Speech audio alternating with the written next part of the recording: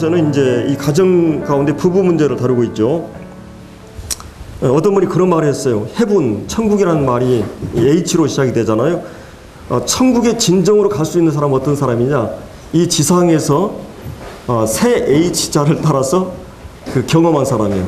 이 하트, 마음의 천국이 실제 이루어진 사람하고, 그 다음에 이제 하우스 오브 처치, 그러니까 지상의 교회에서 천국을 경험한 사람, 그리고 홈, 가정에서 천국을 경험한 사람.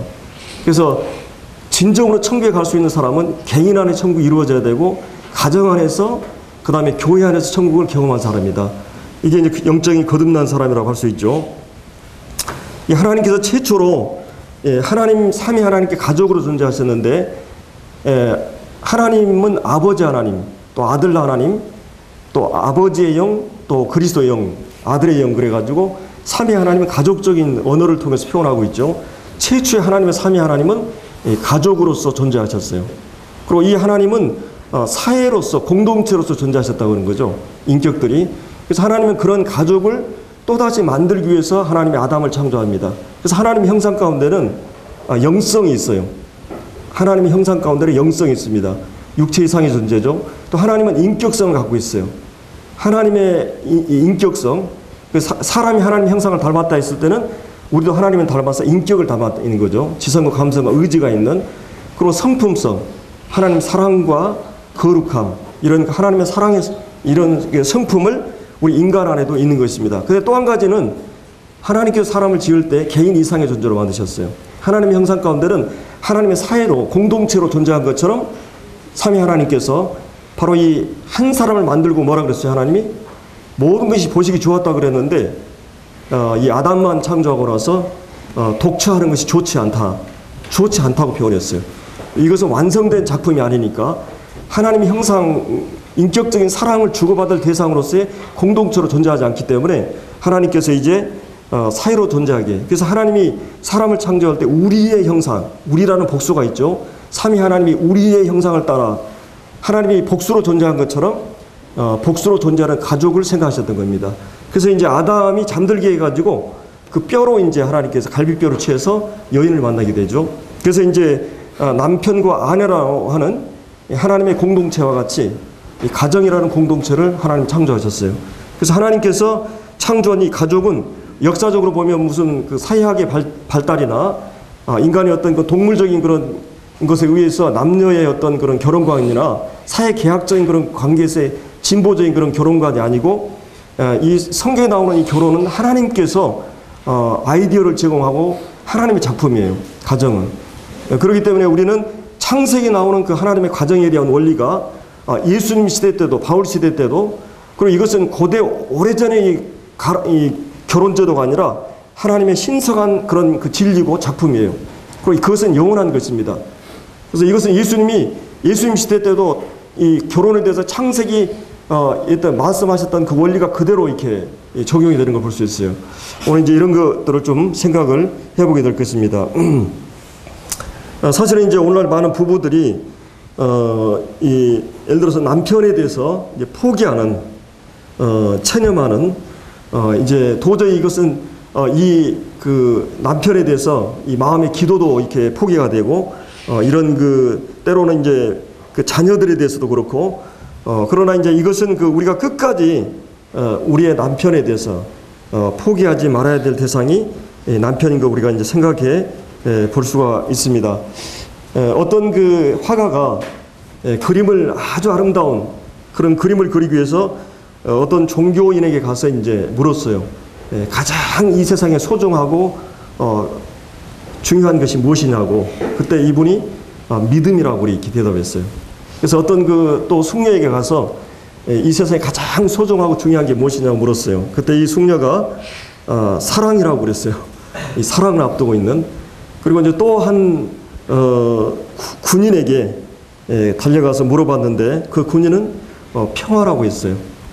자, 이 세 가지 믿음과 사랑과 평화라고 하는 이 세 가지 소재를 가지고 한 폭의 그림을 그릴 수 있다면 어떻게 하냐 고민하다가 집에 딱 왔는데 아내의 표정 속에 자신에 대한 사랑, 아이들의 얼굴 속에 나에 대한 그 신뢰, 믿음, 그리고 믿음과 신뢰가 있는 곳이 바로 평화로운 곳이다. 그래서 가정이 바로 가장 아름다운 그런 그림이 될 수 있겠구나 하고 그림을 그렸다는 얘기를 들은 적이 있습니다. 이 가정은 이 작은 천국이라고 할 수 있죠. 그것은 그 꾸미기 나름인데 오늘 우리는 이제 이 가정에 대해서 한번 이렇게 생각을 해보겠습니다. 성경은 이 결혼에 대해서 하나님께서 독채하는 것이 좋지 않다. 그래서 하나님께서 이제 둘을 이렇게 이제 짝지어주게 하셔가지고 그 원래 하나였다가 둘이 되고 둘이 다시 하나 된 것. 그 여러분들 부부의 날이 몇 월 며칠이죠? 5월 가정의 달인데 5월 21일이 가정의 부부의 달입니다. 부부의 날이죠. 두 사람이 하나 되는 날이 이게 부부 날이니까 그래서 5월 20일이 부부의 날입니다. 근데 이제 이 부부는 바로 하나가 둘이 되었다가 다시 하나 되는 것이 부부죠. 그래서 이 결혼이라고 하는 것은 부모를 떠나는 것이고 그 다음에 이제 서로 그 마음이 결합이 되고 사랑으로 그 다음에 몸이 결합되는 이게 이제 성경 결혼이라고 그러죠. 둘이 하나가 연합하여 한 몸을 이룰지로다. 그래서 서로가 이제 그 벌거벗어서는 부끄럽지 않는 이 부부만큼은 비밀이 없는 오픈된 그것이 바로 이제 결혼이라고 할 수 있습니다. 또 하나님께서 이 결혼을 통해서 계속적인 그런 생산을 통해서 세대를 계승하고 또 이 가정은 서로 전혀 성격적으로 다른 체질적으로 다른 또 서로 이렇게 문화적인 여러 이 욕구나 모든 것이 서로 남과 여는 다릅니다. 다른 사람이 만나서 하나의 균형과 조화를 이루는 것이 바로 이 가정이에요. 우리가 이 성격 차이로 헤어지는 사람이 많은데 부부 가운데 거의 비슷한 사람 없습니다. 항상 외향적인 사람은 내향적인 아내를 만나고 적극적인 사람은 소극적인 사람 이렇게 해서 이 솔직형은 좀 이렇게 너덜너덜하고 다 이렇게 다르게 하나님 만나게 하셨어요. 그래서 우리가 부부를 이렇게 세트로 만나가지고 서로 다른 것을 조화를 만들어내는 게 가정이에요. 그래서 이제 이런 그 아름다운 이 결혼, 가정, 이것은 하나님께서 이 가정을 통해서 우리의 인격을, 성품을 이렇게 만드시고 이 문화의 박물관이고 우리가 육성되고 몸과 마음과 영혼과 그 다음에 모든 것이 가정을 통해서 실제적으로 이루어집니다. 모든 것은 가정을 향해 있어요. 여러분 직업도 돈도 모든 그 마트의 물건도 가정을 위해서 존재하는 거예요. 그만큼 이 가정으로 다 이렇게 한간 것처럼 이 하나님께서 이 가정을 통해서 이루어나는 것이에요. 여러분들이 아마 이번에 추석에 다들 모여가지고 정말 그 추억의 보따리를 풀어놓고 대부분의 우리의 삶의 과정을 얘기합니다. 오늘의 얘기도 별로 안 하고 내일의 얘기도 별로 안 해요.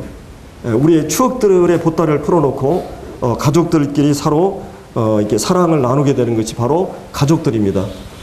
우리는 서로 이 가족이라고 하는 특별한 어떤 경험 속에서 오늘 내가 존재하게 된 거죠. 자, 그러면 이제 오늘 우리가 이 본문에서 생각해 볼 것은 그 먼저 이제 아내들에게 하나님께 주신 말씀입니다. 아내들에게 이제 주신 말씀이 여기 나오고 있어요. 그래서 우리가 신앙생활이라는 것은 굉장히 우리는 내세지향적으로 생각을 많이 하는데 어떤 의미에서 신앙은 궁극적인 모든 목적은 내세지향적이에요. 그러면서도 현실의 문제를 외면하지 않는다고 하는 거죠. 그러니까 내세라고 하는 그 믿음이 영적인 그 믿음이 구체적으로 우리의 삶의 장에서 구체화되지 않는 믿음은 문제가 있어요. 종교의 형태화라 그러죠. 교회 와서 말씀 보고 기도하고 이렇게 이제 이런 전도하고 구제하고 이런 모든 것들이 이것이 실제 내 삶의 장에서 구체화되지 않으면 종교적인 형식이나 형태화로 머물 수 있어요. 이게 유대교의 문제예요. 유대교는 구제도 하고 기도도 하고 금식도 하고 헌금도 하고 있는데 그 사람에게 보이려고 하는 그리고 그것은 교회 안에서 갇혀버린 신앙이 됐어요. 근데 그 교회 안에서의 믿음이 그 내적인 믿음이 미래를 지향하는 그 믿음이 오늘의 현실이나 삶 속에서 어떻게 구체적으로 드러나냐 이것이 이제 진정한 신앙의 모습이에요.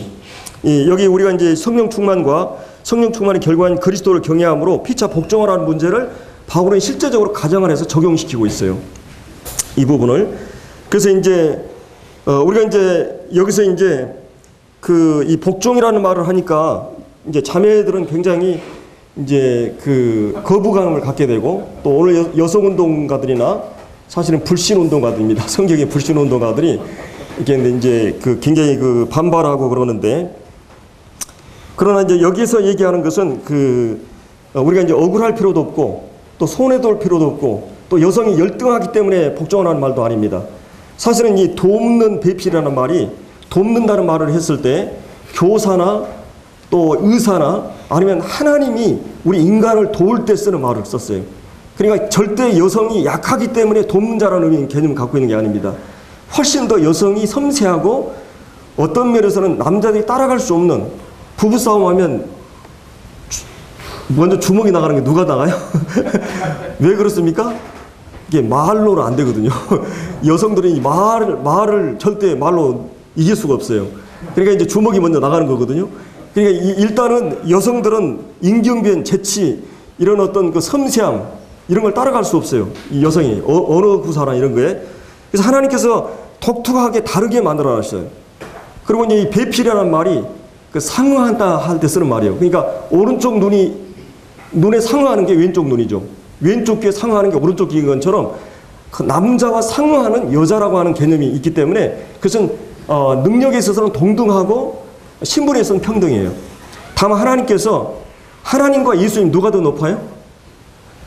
누가 더 높아요? 예, 여러분 누가 더 높으냐 그러면 이단이 됩니다. 예, 동등이에요. 다만 하나님께서 질서를 위해서 뭐예요? 능력에 있어서, 파워에 있어서나 지혜에 있어서 똑같아요. 본질에 있어서. 다 하나님이니까 다 똑같은 능력을 갖고 있어요. 그런데 다만 하나님께서 하나님, 삼위 하나님의 질서를 위해서 어떻게 했어요? 아버지를 먼저 세우고 아들을 복종하는 관계로 했어요. 그러면 남녀를 하나님이 세울 때도 어떻게 했어요? 남편이 우월하기 때문이 아니라 하나님께서 이 한 가정의 질서를 위해서, 여러분의 군대 질서를 세우기 위해서 제일 먼저 그냥 싸움합니까? 먼저 조직을 하고 의장을 세워요. 사령관을 세워요. 여러분들 예를 들어서 축구를 하는데 누구를 세웁니까? 감독이나 코치, 주장을 세워요. 여기 회의할 때 그냥 막 오합지졸을 막 합니까? 의장을 세워요. 반드시 그건 질서를 위해서 그렇게 하는 거예요. 교회도 마찬가지고 가정도 마찬가지죠. 하나님은 질서의 하나님이셔요. 여러분이 성경의 질서를 도전하는 것은 하나님의 능력보다 더한 것입니다. 왜냐하면 질서라고 하는 것은 하나님의 권위, 하나님의 인격과 관련되어 있어요. 하나님이 누구를 세웠다 했을 때는 내가 남편이 그냥 이렇게 남편이 교회의 어떤 장로나 이런 게 세워놓으니까 별 볼일 없게 생각할 수 있는데, 하나님이 하나님께서 위임한 권위예요. 예, 그리고 상대적인 절대 권위에 대한 위임이거든요. 상대적인 권위가. 그렇기 때문에 우리는 그 남편에 대해서 하나님이 세운 권위로서의 머리로서 인정하고 존중하고 그 리더십을 따라가야 됩니다. 이게 가정의 행복을 위해서, 가정의 안녕을 위해서 가장 중요한 부분이에요. 여러분 이제 여기 보면은 복종의 이제 이 동기에 대해서 말하고 있죠. 이 복종의 동기. 아내들은 크게 이제 한 두세 가지로 얘기할 수 있는데, 아내들은 남편에 대해서 해야 될 일이 있어요. 그거 뭐냐면은, 첫째는 33절에 그러나 너희도 각각 자기 아내 사랑하기를 자기같이 하고 아내도 자기 남편을 뭐라 그랬어요? 존경하라. 자, 아내들이 남편을 해야 될 첫째 일은 뭐예요? 존경하는 일입니다. 그럼 이제 우리가 어떤 생각을 하냐면, 여러분들 정말 여러분의 남편에 대해서 정말 존경할 마음이 있어요? 제가 제 아내에게 물어봐도 아마 제 아내가 저를 존경하는 마음이 전혀 없을 거예요. 제 인격이나 실력이나 여러 가지 면에서. 근데 여러분들이 하나님은 어떤 분이에요? 그 본질에 있어서나 그 성품이나 인격이나 그 영광이나 그분의 그 완전하심에 대해서, 이런 완전하신 하나님에 대해서 우리가 온전히 순종하고 있어요, 없어요? 이런 완전하신 하나님을 온전히 순종하고 존중하지 못하는, 이것이 우리의 연약한 점이거든요. 근데 여러분들이 하나님보다는 비교될 수 없는 남편에 대해서 성경에서 하나님에게 드리는 경외와 존경을 하라고 하니까 이건 정말 보통 문제가 아니에요. 보통 힘든 문제가 아니죠. 그러나 우리가 이제 기억해야 될 것은 오늘 본문에서 그리스도를 경외함으로 피차 복종하라, 이렇게 성경 우리에게 말하고 있습니다. 경애할 만한 어떤 자격이나 자질이나 인격이나 수준이 되기 때문에 경애하는 거 아니에요. 예, 이것은 마치 이런 것과 같은 것입니다. 여러분들이 이제 그 하나님께서 여러분들을 예를 들어서 여러분이 드라마나 영화를 할 때 감독이 배역을 역할을 맡게 해요. 그러면 이 그 훌륭한 탤런트나 이 배우는 어떻게 합니까? 누굽니까? 한명회라든지 내 얼른 생각이 안 나는데, 여하튼 훌륭한 그런 이 역사의 어떤 인물이라든지 아니면 악역이라든지 선한 역이든지 거짓말한다, 도둑질하는 나쁜 역이라든지, 이것은 그 역을 리얼하게 아주 실감 있게 그대로 해내는 것이 가장 훌륭한 배역이에요. 만약에 그 배역을 잘못하면, 그 본래 그 저자가 의도한 그 배역을 잘못하면 그 영화나 드라마는 망치게 되는 거죠. 그러면 하나님께서 우리에게 누가 더 능력의 개념이 아니라, 여러분들이 그 가끔 탤런트도 보면 악역과 선역을 얼마나 잘 소화해냅니까? 정말 놀랍게 하잖아요. 그 사람을 보면 진짜 악인같이 보이고 그 사람을 보면 진짜 선한 사람같이 보이는데, 그거는 그 사람의 연기력이 탁월하게 하는 것입니다. 그러니까 하나님께서 우리에게 남편이라는 배역을, 아내라는 배역을 누가 맡겼어요? 하나님께서, 감독자가 그걸 맡겼어요. 감독의 의도에 벗어나면 탈락할 수 있는 거예요. 그러니까 하나님께서 아내라고 하는 역할을, 배역을 하나님이 여러분에게 주신 겁니다. 그것을 예를 들어서 아무리 추운 겨울에도 빙판을 깨고 들어가서 이 역할을 해라 덜덜 떨면서 참 못하겠습니다, 나가면 어떻게 됩니까? 이 사람 탈락이 되는 거예요. 예를 들어서 우리 학생들이, 부모들이 너 학교 가라 그러면 아이고 오늘은 너무 추워가지고 못 가겠다 그러면 그때는 엉덩이가 불나는 날이죠. 왜냐하면 이 아이를 위해서 그러는 거예요. 부모는 감독이 어떤 의도를 가지고 했을 때는 반드시 그 일을 해야 돼요. 그 일을 소화해내야 됩니다. 소화해낼 때까지 하는 거예요. 여러분, 하나님께서 여러분에게 어떤 배역을 맡겼을 때는 그런 의미가 있어요. 누가 더 잘하고 못하고 이런 걸 떠나가지고 하나님께서 가정을 세우기 위해서 그런 역할을, 배역을 여러분이 주신 겁니다. 그럼 아내들의 배역이 뭐예요? 먼저는 하나님이 세운 질서에 대해서 존중하고 인정하는 것이에요. 이 사실은 이 존경한다, 여기 33절에 나오는 이 존경한다는 말이 여러분이 쉬운 문제가 아닙니다. 물론 여러분들이 가끔 이제 자매님들이, 아내들이 당신 능력도 없어가지고 말이지, 저도 가끔 돈도 못 벌어오면서 그런 얘기도 듣고, 또 가끔은 또 사회적 지위라든지, 또 가끔은 이제 인격적인 그런 저도 가끔 이게 별 문제가 없는데 가끔 제가 화를 내는 경우가 있어요. 집에서. 가끔입니다. 근데 그러면 제가 정말 이제 시험에 들고, 제가 또 아이들도 어떻게 저럴 수가 있어요. 그리고 가끔은 목사님이 돼가지고 이제 애들이 이러기도 하고. 근데 이게 정말 이제 때로는 제가 마음이 높아져가지고 실수할 수도 있고, 제가 훈련이 안 돼가지고도 그렇고, 가끔은 밤새 교제하고 너무 스트레스가 쌓인 상태에서 우리 관리를 잘해야 돼요. 그때 이제 공격을 당하게 되는데, 여하튼 인격적으로 존중하고 존경할 만한가? 그렇지는 못하다고 하는 거 우리가 이제 솔직히 우리 남성들이 다 인정을 하고, 근데 이제 한 가지 분명한 것은 하나님께서 여성들에게 그 배역을 맡겨놨다는 거죠. 남편을 지도자로, 인도자로 인정하고 존중하도록. 남성들의 불만 1위, 여론조사, 아내에게 못하는 거. 다른 말로 존중받지 못하는 거예요. 그래서 이제 정말 남편을 머리로 남편으로 인정하지 않는. 그래서 남성들이 제일 좋아하는 여자가 누구냐? 그 1위가 뭐냐면 자기를 인정해주는 여자. 그 사람이 잘났고 못났고 몸매가 어떻고 이런 거 다 떠나가지고 결혼해서 살다 보면 자기를 인정해주는. 그리고 내 아내는 절대적인 내 팬이 돼야 되기 원해요. 여러분, 우리 절대 비교하지 마세요. 남자와 여자고 이 부부들이 다른 사람 어떻다고 하는 비교를 절대 하면 안 돼요. 하나님이 그 사람의 은사를 주셨고 다 달라요. 그래서 여러분들이 여러분을 인도할 만한, 가정을 인도할 만한 충분한 그런 하나님의 생각 가운데, 지혜 가운데 허락하신 것입니다. 그래서 다른 어떤 조건보다도 남편들은 온 세상이 칭찬해도 사랑하는 아내가 인정하지 않으면 만족하지 못합니다. 그러나 온 세상이 나를 인정하지 않아도 내 아내가 나를 인정하고 존중하면 그것으로 만족하고 행복해요. 그렇기 때문에 이 남성들은 욕구 자체가 칭찬이랑 격려. 제가 아침에도 우리 자매하고 그런 얘기 했는데, 당신은 그 막내 아들 두고 산다고. 가끔 이제 그 나이 드신 분만 어린애가 되는 게 아니라, 이게 이제 이 남자들도 굉장히 연약해요. 뭐 여성들도 연약하지만, 연약한 그릇이지만은 그만큼 남성들은 아내들의 격려와 인정과 존중, 위로를 필요로 하고 있는 존재라고 하는 것을 우리가 이제 기억해야 됩니다.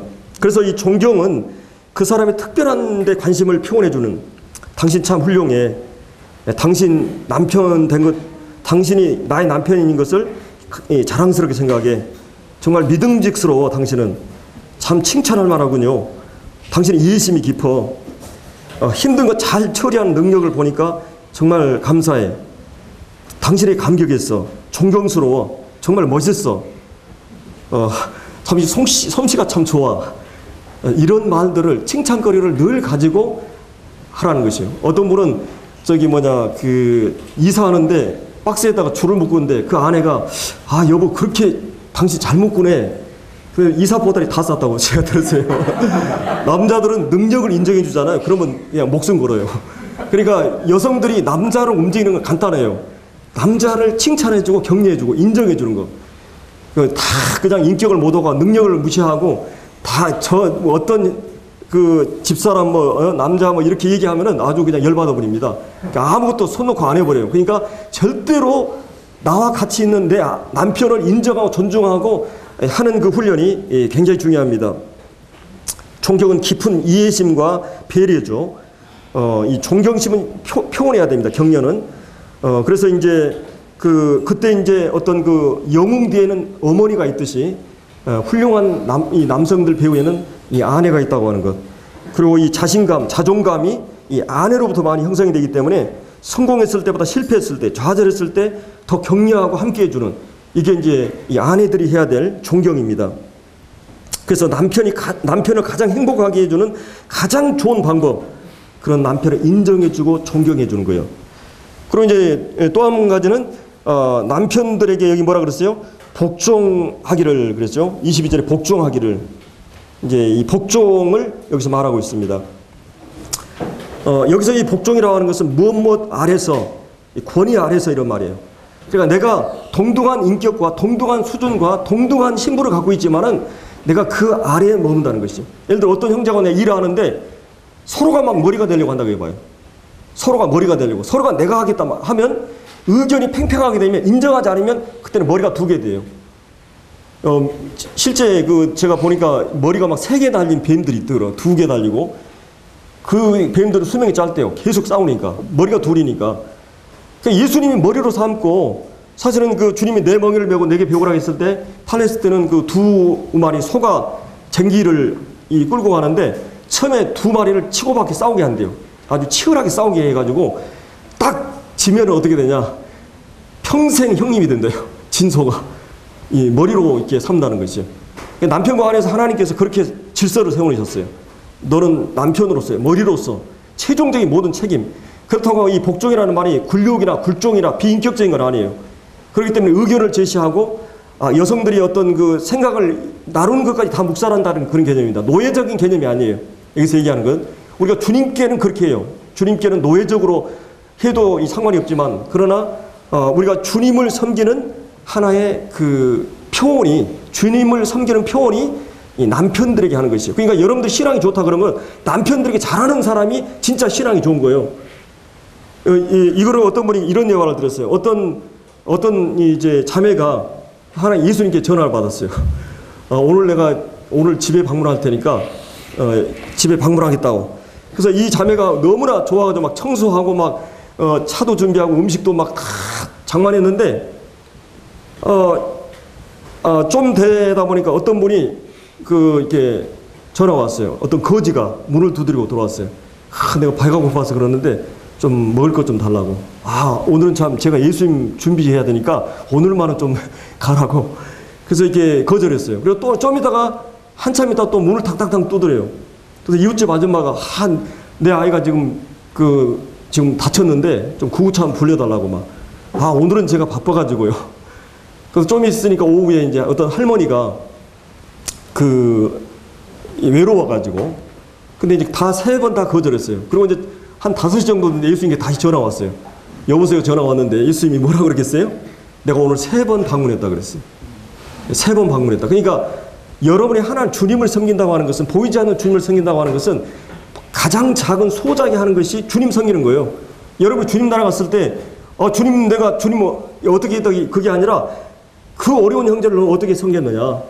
그리고 여러분의 아내를 남편을 어떻게 섬겼느냐. 그게 주님 섬기는 거예요. 그러니까 죽게 하듯이란 말은 여러분이 주님을 섬긴다, 주님을 사랑한다, 주님께 영광을 돌린다. 구체적인 방법이 뭐냐? 여러분 가장 가까운 아내에게, 남편에게 어떻게 하느냐. 이게 주님 섬기라는 거예요. 거라는 것이에요. 그런 의미로서 죽게 하듯 하라는 말은 그 말이에요. 주님께서 내게 보내준 세우신 주님을 기쁘시게 한다고 하는 건 뭐예요? 주님의 말씀을 순종하는 것이에요. 주님이 지시한 말씀 가운데 하나가 뭐예요? 남편을 머리로 삼고 인정했다. 여러분이 스카프로 외웠습니까? 여러분이 교회에서 스카프로 외웠습니까? 예를 들어 제 아내가 여기에 있는데 제 아내가 스카프로 쓰지 않으면 머리가 몇 개예요? 둘이잖아요. 스카프로 쓰면은 머리가 하나가 되는 것이. 나는 머리가 아닙니다. 나는 권위 아래에 있습니다. 나는 경청할 자세가 되어 있습니다. 들을 자세가 되어 있습니다. 그리고 나는 자율적으로 마음으로부터 순종할 자세가 되어 있습니다. 이게 복종이에요. 이 3가지 의미가 있어요. 무엇 권위 아래서 그 권위를 인정하는 거죠. 그리고 경청한다는 말이 있고, 그 다음에 자율적으로 인격적으로 복종한다는 말이 있어요. 이 복종이라고 하는 굴종이 아니에요. 굴욕이 아니에요. 그러니까 마음으로 그분을 하나님이 세운 권위로 인정하고 하는 것이에요. 이 복종하는 것, 물론 이것은 쉬운 문제가 아닙니다. 많은 성품이 필요하고 시간들이 필요한 그런 이 부분인 것을 우리가 이제 성경에서 볼 수가 있습니다. 그래서 이제 여기서 이렇게 이제 우리가 구체적으로 이제 하나님 사랑하고 이웃 사랑하는 것은 뭐라 그랬어요? 하나님을 사랑하는 것은 사랑할 대상을 이웃에게 주셨어요. 그러니까 이웃 사랑하는 것이 아니면 여러분 주님을 향한 사랑의, 하나님을 사랑하는 유일한 표현은 이웃 사랑이에요. 그래서 내 이웃이 누구냐 했을 때 주님이 도움을 필요로 하는 사마리아 이 비유에서 그 말씀을 하죠. 도움을 필요로 하는 사람들을 말을 하고 있는 것을 볼 수가 있습니다. 그래서 우리가 이제 여기서 나오는 이 죽게 하듯 하라는 말은 이제 그런 의미를 가지고 있습니다. 그러니까 주님께 하듯, 주님께서 내게 하라고 하신 말씀을, 배역을 순종하고 따르는, 그리고 주님에게 하듯 그 남편에게 하는, 이것이 바로 이 복종의 첫 그 동기부여입니다. 그러니까 이것은 거듭나지 않은 사람에게는 거의 불가능한 말씀이에요. 참된 삶에 대한 이해와 삶을 따르고자 하는 그런 모든 원리가 참된 그리스도인이 아니고는 할 수 없어요. 결혼식이라고 하는 것은 세상의 결혼식하고는 다릅니다. 이 그리스도인들은 결혼식이 거룩한 하나의 예배예요. 결혼식도 그렇고 결혼 생활도 그렇고 그리스도인들의 삶은 하나님께서 이제 계획하시고 의도하신 가정을 이루면서 배역을 해 나가는 것입니다. 이게 이 거룩한 이 성업이라고 할 수 있어요. 그래서 이제 우리가 예수님 믿고 나서 바꿔야 할 부분, 이 남편에게 복종하는 것, 그것이 남편들이 봤을 때 최고의 변화고 최고의 차이가 나는 것입니다. 실생활에서 신앙을 표현할 수 있는 유일한 방법, 이거는 남편을 인정하고 복종하는 것입니다. 그래서 이제 그 첫째 이유를 이제 주님께 하듯 하라고 이렇게 말씀했고, 그 다음에 또 한 가지는 이제 여기 보면은 23절에 이유를 말하죠. 이는 남편이 아내의 머리됨이 그리스도 교회의 머리나 같으니 그가 몸의 구주시라. 그래서 남편의 아내의 머리됨이 그리스도께서 교회의 머리인 것 같음이니. 그러면 여러분 교회의 머리는 누구예요? 그리스도예요. 우리는 교회는 그의 몸이에요. 자, 이 교회의 진리를 알고 있는 성도들에게, 이 머리와 몸의 관계를 아는 성도들에게 이 부부 관계의 문제를 얘기하고 있는 것이에요. 그래서 이제 여기 이제 어떤 경우든지 부부들은 이 언성을 높이거나 눈을 부릅뜨고 말대답을 하거나 또 막말을 하거나 반말을 하거나 이런 극단적인 데로 가면 안 됩니다. 저도 경험이 있습니다만은, 쉬운 문제가 아닙니다만은 아주 극한 상황에서도 우리가 뭐 헤어진다든지 뭐 이혼하자든지 이런 얘기는 절대 하면 안 됩니다. 이 하나님 말씀의 근거에서 봤을 때 하나님께서 짝지어 주신 부부기 때문에 그래서 이제 하나님께서 우리에게 이런 그 배역을 배역을 맡겨주셨기 때문에, 그리고 이 배역은 다른 말로 하면 사명입니다. 사명. 그래서 남편의 말과 인격과 남편의 수입과 그 다음에 직업과 지능과 지위, 시간, 성격 모든 것을 용납하는 것이 바로 복종하는 것이에요.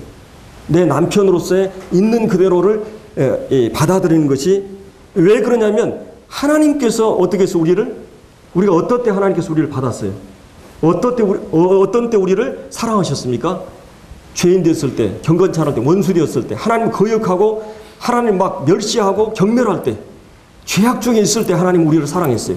그리고 우리를 하나님께 그리스도에서 우리를 받으셨어요. 그렇기 때문에 여러분의 남편을, 여러분의 아내를 받고 이것이 복종의 첫 단계인 것입니다. 그래서 이 남편들이 아내들은 남편으로부터 내 아내가 좀 변했어, 좀 이상해졌어, 어쩌면 저렇게 멋있을까, 선녀가 되었어, 이 말을 하는 때는 언제냐면 여러분이 남편의 권위를 인정하고 복종할 때예요. 여러분 맞서가지고 싸우려고 그러면 그때는 이제 완전히 이건 아니에요. 그러나 여러분들이 그럼에도 불구하고, 때문에가 아니라 뭐 때문에 내가 사랑하는 것은 그 이방인들이 다 하는 사랑이에요. 에로스 사랑이에요. 그러나 그럼에도 불구하고의 사랑을 요구해 성경은 아가페 사랑입니다. 조건이나 계산이 아니고 내가 사랑해야 될 책임 때문에, 하나님의 명령 때문에 내가 그 역할을 해내는 것이에요. 그래서 이제 주님께서도 사실은 이제 우리가 전도하는 데 있어서도 우리 전한 것을 누가 믿었느냐, 그런 말씀 있죠. 또 우리가 전도하는 대상들도 눈뜬 사람이 눈 감은 사람이 전도하는 것처럼 어려운 거예요. 사실은 이제 불신 남편들에게 내가 삶을 통해서 그에게 어떤 설득을 하고 하는 것은 그만큼 어려운 부분이라는 것이에요. 성령의 능력이 아니고는, 하나님의 역사가 아니고는 상대는 변화될 수 없어요. 그래서 우리는 원수를 사랑하라, 원수를 위해서 기도하라는 말은 때로는 내 남편이 될 수 있어요. 그 남편을 위해서 기도하고 그 기도를 포기하지 않고 끝까지 남편을 존중하고 인정하고 하나님 세운 질서로 따르는, 그리고 하나님께 기도하는, 그리고 결국은 어느 날 하나님께서 그 사람을 변화시킬 때까지 하나님 역사를 구하면서 내 배역을 끝까지 하는, 이것이 중요한 부분인 것입니다. 그래서 이 세상에 발생하는 모든 문제는 뭐냐면 가정의 권위가 무너지고 있어요. 특별히 지금 상대주의, 다원화주의 사상적으로 뿐만 아니라 그 다음에 지금 우리 사회 자체가 거역하는 그런 권위를 인정하지 않는 민주주의적인 그런 분위기라든지 이 권위가 무너지고 시작했어요. 그래서 이혼이 높아지고 있고 자녀들이 권위 아래서 배울 기회를 갖지 못하고 있어요. 모두 자기 생각대로 하고 싶은 대로 하는, 그래서 미친 세상이 되어가고 있는, 권위 아래서 배워가고 있지 않는, 돈이 문제가 아닙니다. 건강의 문제가, 명예의 문제가 아니에요. 세상의 지위의 문제가 아니라 아이들이, 남편들이, 아내들이 권위 아래 배우지 않는, 사실은 인간은 하나님께 그렇게 만들어놨어요. 어떤 권위 아래 존재하도록 만들어 놓은 거예요. 그래서 인간은 목자가 없이는 존재하지 없도록 양으로 항상 비유해요. 방향 감각도 없고 멀리 볼 수 있는 능력도 없고 이 양으로 존재해요. 근데 양이 살 수 있는 길은 뭐예요? 제가 이 호랑이가 살 수 있는 것하고 개가 살아남는 이유가 뭐라 그랬어요? 개가 약하지만 번식률이 많고 많이 있는 것은 개가 힘이 좋아서가 아니라 사람 편이 들어주니까, 그건 사람을 자기 주인으로 삼으니까, 사람이 만물의 영장이고 모든 강한 것을 다 지배할 수 있으니까. 그러면 인간이 살 수 있는 유일한 방법은 뭐예요? 내가 양이 목자를 선택하는 것입니다. 주님이 우리의 목자가 된 것처럼 바로 하나님께서 우리에게 이 목자를 주시는 권위 아래 우리를 허락해 주신 거예요. 그래서 이제 성경에 보면, 고린도전서에 보면은 창조의 질서 때문에, 그래서 이제 요즘 그 여자들이 사회 진출을 많이 하고 경제력이 생기면서 이제 우리가 결혼해서 구질구질하게 애들이나 키우고 말이지, 뭐 설거지하고 늙어 죽기까지 억울하게 말이지, 혼자 이렇게 살기는 너무 억울하다. 그래서 이제 여성들이 경제 능력이 생기니까 이제 작정을 하고 이제 유행범처럼 이런 것이 번지고 있죠. 그래서 홀로 사는 남성들이 많아지고 여성 지위가 높아지고 남존 여비가 아니라 여존 남비가 되어가고 그래서 여성은 어떤 보호나 권위 아래 있지 않는 상태가 되어버리고 이렇게 된 것이에요. 그래서 가정에서 아내 노릇, 어머니 노릇 이제 고달프니까 혼자 살면 편하고 일어날 때 일어나고 싶을 때 일어나고 먹고 싶을 때 먹고 이 가정이 이제 깨지고 있어요. 노예 제도보다 심각하게 무너지고 있는 것이 바로 가정 붕괴입니다. 그래서 이제 이런 이런 현실 속에서 그리스도인의 가정은 어때야 되느냐? 그건 뭐 고대고 현대고 이런 걸 떠나가지고 성경에서 얘기하는 권위는 하나님께서 교회라는 이 원리를 통해서 가정을 설명하면서 그 배역에 있어서 여성들을 주님께 권위에게 복종하듯 남편의 권위를 복종하라고 이렇게 말하고 있는 것입니다. 주님이 우리의 감독이에요. 감독이 그 일을 했어요. 정말 연기를 잘하면 우리가 뭐 강수연이나 뭐 이 세계 여우주연상 뭐 이런 걸 받잖아요. 여러분이 한나라 가서 여러분이 연기를 얼마나 역할을 잘했느냐 그에 따라 주님 다 나와서 상급이 결정될 것입니다. 바로 그 배역을 잘 했을 때. 그리고 이제 디모데전서 2장에 보면 이 타락의 순서 때문에 우리 한번 찾아볼까요? 디모데전서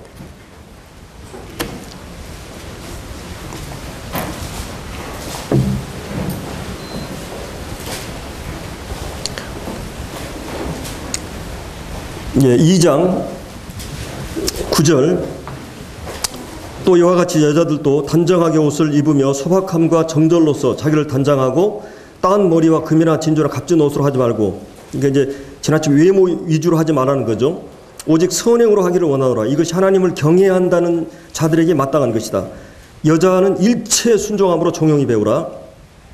여자가 가르치는 것과 남자를 주관하는 것을 허락지 아니하노니 오직 종용할지니라. 이유를 이제 13절 이는 아담이 먼저 지음받고 창조 질서 가운데 하와 그 후며 그 다음에 두 번째 타락의 순서 때문에 아담이 속은 것이 아니고 여자가 속아 죄에 빠졌습니다.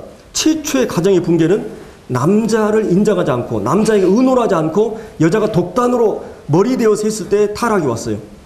그래서 이 부분에 대해서 여기서 말하고 있는 것입니다. 그래서 이 창조의 질서 하나님께서 그렇게 배역을 최초로 창조할 때 가정을 할 때 그렇게 배역을 맡아놨어요. 그리고 또 타락의 순서 때문에 하나님께서 이제 이 타락에서 그 질서를 이제 단단히 못 강화시켰어요. 창조의 질서 때도 그러지만 이제 타락하면서부터 여자들에 대한 그 위치를 더 분명하게 하는 것을 보게 됩니다. 그래서 우리가 이 교회는 어떤 것입니까? 바로 이 그리스도가 머리고 교회는 이제 몸입니다. 사실은 이것은 분리할 수 있어요, 없어요? 분리할 수 없는 것이 머리와 몸이에요. 부부는 절대 분리할 수 없어요. 결혼은 그 신비한 연합 관계에 들어가는 것입니다. 이 부부가. 그래서 이 부부 관계는 무촌이에요. 아버지 자녀도 일촌이고 뭐 자녀하고 이 부모하고도 일촌이지만 또 뭐 이촌 관계가 있고 뭐 이제 사촌, 삼촌 막 이쪽 가잖아요. 근데 부부 관계는 촌이 없어요. 무촌이에요. 부부는 하나이기 때문에. 그래서 이제 이런 그 그리스도와 머리의 관계를 지금 얘기하고 있는 것입니다.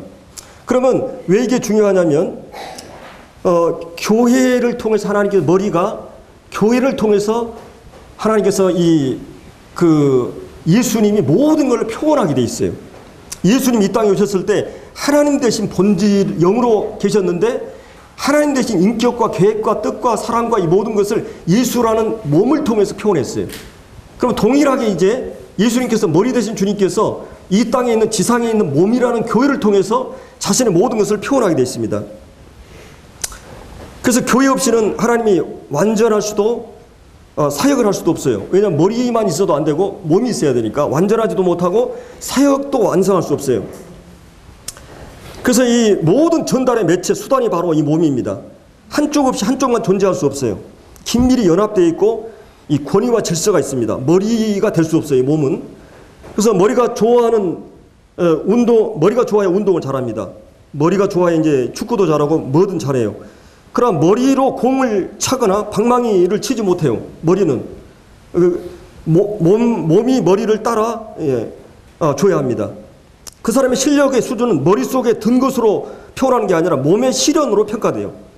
그런 의미에서 교회는 홀 몸으로 부름받지 않고 바로 이 머리와 몸이라는 원리로 부름받았어요. 그러니까 부부관계도 마찬가지예요. 머리와 몸의 관계는 그런 관계라고 하는 것이. 그래서 이제 부부가 뒤틀리면은 나가라면 나가지. 누가 당신 같은 사람은 살 것 같아? 그러니까 이제 아내가 이 가장 어리석은 말이죠. 그러면 남편들도 뭐 돼요? 그래, 너하고 살아줄 사람 있냐? 이렇게 이제 응수해 나가잖아요. 예, 몸과 머리는 분리할 수 없어요. 분리하면 죽습니다. 부부가 헤어질 수 없는 관계예요. 그래서 남편의 이제 내가 사랑하는 것은 뭐 책임도 있지만 내가 내 몸이니까 사랑하는 것이죠. 남편은. 이 다음 주는 제가 이 남편에 대한 부분을 얘기할 건데, 그래서 부부는 똑같이 서로 그 부부 관계는 한쪽만 승리하고 한쪽만 패배하지 못해. 같이 패배하든지 같이 승리하든지. 이게 부부의 팀워크인 것입니다. 그래서 가장 아름다운 그 아름다운 모습은 이 가정이 가정다운. 그리고 내가 내 남편을 흉보면 자기에게 흉보는 것이고 또 자기의 얼굴에 침을 뱉는 것이 되는 것이에요. 그래서 이것은 여러분이 그 머리가 몸에게 명령했을 때 두 가지, 뭐 예를 들어서 몸이 예를 들어서 뭐 저리거나 어떤 격려를 일으키거나 그러면 머리의 통제를 받지 않는 거죠. 그렇죠? 그 또 한 가지는 이제 중풍 걸린 사람은 수족이 움직이지 않아요. 지도권을 발휘할 수가 없어요. 그런 것처럼 움직이지 않아도 또 자기 뜻대로 움직여도 안 돼요. 머리의 지시에 따라 움직여야 돼요. 그래서 이 교회 가정도 남편이 최종적인 권위와 그 결정을 할 수 있는 이 권위가 다 있어요. 모든 의견이나 그 어떤 토론을 하고 이룰 수 있지만은 그 책임이 머리에게 있기 때문에. 그래서 여기 오늘 뭐라 그랬어요? 이제 다시 본문으로 돌아가서 그 에베소서 5장 복종하는 이유가 주님께 하듯 하라. 그 다음 23절에 이 창조의 질서나 타락의 순서 때문에 이 교회 지리를 통해서 또 이 부분을 설명을 하고 있습니다. 자, 그러면서 이제 거기 뭐라고 해서 그가 몸의 구주라. 여기서 이 몸의 구주라는 말은 무슨 말일까요? 몸의 구주라. 물론 이제 우리는 구원자로서 예수님 많이 생각을 해요. 근데 사실은 원래 이 본래의 뜻은 거기 28구절에서 설명해 주고 있거든. 29절 한번 보죠. 누구든지 언제나 자기 육체를 미워하지 않고 오직 양육하여 보호하기를. 이 머리는 이 몸을 양육하고 보호하는 일을 합니다. 기르고 먹이고 정신적으로 먹이고 뭐 이 육체적으로 먹이고 양육하고 본능적으로 보호를 해요. 이 머리가 몸을. 여기서 이 몸의 구주라고 했을 때 이 말은 보호자요 양육자라는 의미에서의 구주라는 개념이에요. 예수님이 우리를 이제 주님이 우리에게 양육자요 보호자로서의 구주예요. 그러면 머리가 몸에 대해서 이 몸을 그렇게 양육하고 보호하는 일을 하는 것입니다. 예. 그래서 이제 이와 같이 그리스도 이제 그렇게 하는 것 같이, 그러면 여러분들이 가정에 있어서 이 남자는 뭐예요? 경제적인 문제라 정신적인 영적인 모든 문제에서 최종적인 책임을 지고 있어요. 저도 이제 제가 능력이 없어가지고 제 아내가 이제 일을 좀 하고 있습니다만 될 수 있는 여성은 일을 줄여야 돼요. 남성이 일을 더 많이 해야 됩니다. 여성이 가정 남편과 자녀를 하는 그것보다 더 중요한 일이 없어요. 어쩔 수 없이 일을 할 수 있지만 일을 줄여야 되는 거예요. 또 남편이 더 일을 늘려야 되고, 성경적으로 봤을 때는 남성이 이제 경제적인 모든 영적인 모든 부분에서 양육하고 보호하는 일을 남성들이 최종적인 결정권이 있어요. 이런 질서들이 이제 역할들이 오늘 이 본문에서 이제 말해주고 있는 것입니다. 그래서 여기 뭐라 그랬어요? 그 복종하기를 그 24절에 보면 그러므로 교회가 그리스도에게 하듯 아내들도 범사에, 이 범사라는 말은 뭐예요? 모든 일에 자기 남편에게 복종할지니라. 그래서 이런 그분이 이것이 주님께 향하는 것, 주님을 향한 표본이기 때문에. 주님은 따로 여러분을 주님 섬기라고 주님이 딱 나타나서 이렇게 한 게 아니고 그 남편을 우선적으로 1차적으로 섬기는 것이 주님 섬기는 거라는 거예요. 죽게 하던 이런 말은. 또 한 가지는 창조의 순서를 하나님들이 정하셨고 타락의 순서 때문에 강화시켰어요. 그거를. 그리고 그분이 몸의 구주시기 때문에, 몸의 구주이기 때문에. 그래서 이 교회의 원리를 통해서 가정의 원리를 지금 설명하고 있어요. 우리는 주님을 섬겨가면서 영적인 원리를 알기 때문에 이 말씀을 순종할 수가 있게 되는 것입니다. 그래서 오늘 저희들은 아내들에게 이제 세 가지로 정리하면 그거예요. 33절에 나오는 존경하라. 그 다음에 22절에 나오는 복종하라. 24절에도 복종하라. 그 다음에 이제 디도서 2장 4절을 보면 자기 자녀와 남편을 사랑하라는 말이 있어요.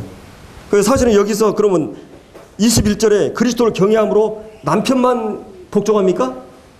그건 아니에요. 여기 복종이라는 개념이 굉장히 깊은데 남편만, 아내만 이게 하는 게 아니에요. 중요 배역이 그러지만 실제는 남편도 아내를 복종하고 사랑하는 복종이 있어요. 섬김이 있어요. 피차 복종하라고 하기 때문에. 그러나 이제 우선적인 여기 그렇다는 것이에요. 그러니까 여기서 세 가지로 정리하면 여성의 역할이 뭐예요? 한 가지는 경외하고 존경하는 것. 남자를 인정하는 것. 리더십으로. 그 다음에 그 남자의 뜻을 따르는 것.